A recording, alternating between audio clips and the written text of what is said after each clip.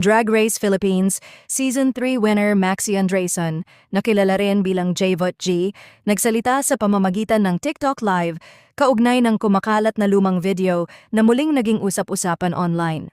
Sa kanyang live broadcast, hinarap ng drag artist ang issue at nagbigay ng pahayag hinggil sa insidenteng nakuhanan sa video. Ayon kay Maxi, naganap umano ang pangyayari mahigit 3 taon na ang nakalipas at inamin niyang hindi naging tama ang naging paraan niya ng pagharap sa sitwasyon noon. Ibinahagi rin niya na matagal na umanong nagkausap ang mga taong sangkot at nagkaroon na sila ng pag-uusap, paghingi ng tawad at pagpapatawad sa isa't isa. Anya, natuto siya mula sa naging karanasan at mas pinipili na niyang harapin ang mga hamon ng may higit na pag-iingat at pag-unawa.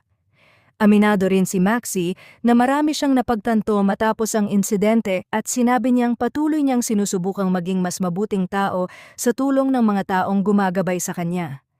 Humingi rin siya ng paumanhin sa mga taga-suporta at sa mga nadismaya dahil sa muling paglabas ng naturang video.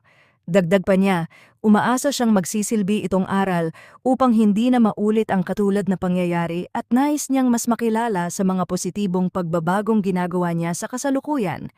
Ayon sa drag performer, pananagutan niya ang kanyang mga naging pagkukulang at patuloy siyang magsisikap na maging mas responsable sa kanyang mga kilos.